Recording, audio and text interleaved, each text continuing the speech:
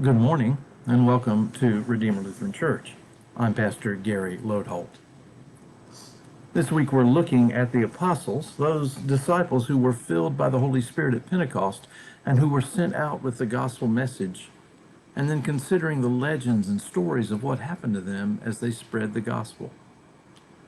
Today we will consider some we know a little bit about and one we know a bit more. First, Simon the Zealot. Just like we have political parties today, Simon appears to have been a member of one in his day. We've already talked about the Romans. The Roman Empire covered pretty much all the land all the way around the Mediterranean Sea, and that included Israel.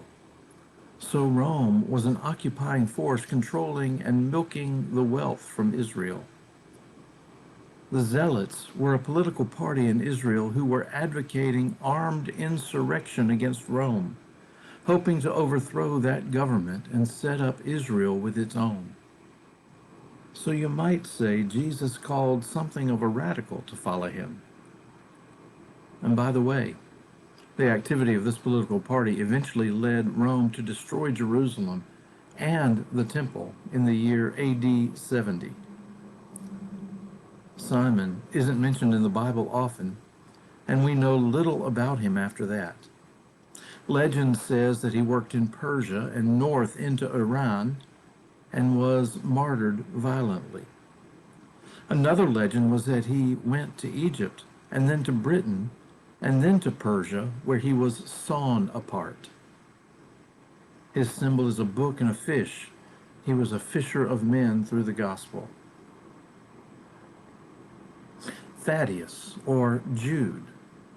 There's very little that we know about him. In fact, we're not even sure about his name. He's known as Jude, as I said, and it may be that his name was Jude Thaddeus. Apart from the list of the disciples, Thaddeus is mentioned only once in the gospel story when he asked Jesus in John 14, "Lord, how is it that you are showing yourself to us, but not to the world?" Some have tried to connect Thaddeus with the author of the small Bible book of Jude, but there is scant evidence for that.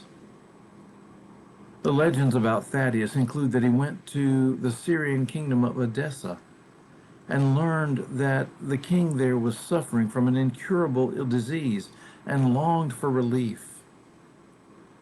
Thaddeus cured him. The king became a convert along with a great many others, so that Edessa was considered the first Christian nation. All didn't go that well, though.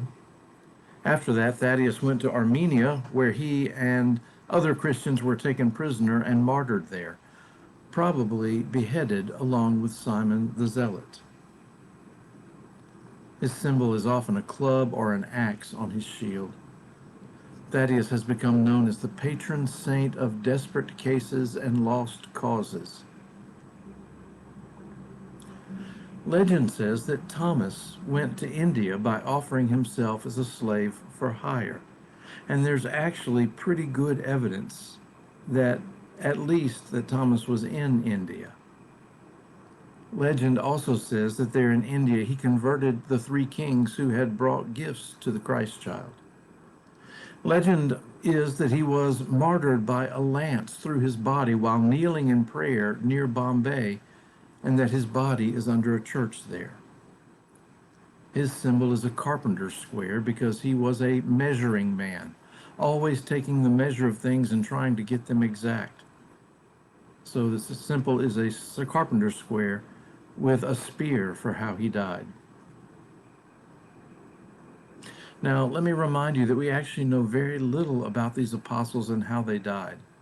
These are legends and stories that I have shared with you this week.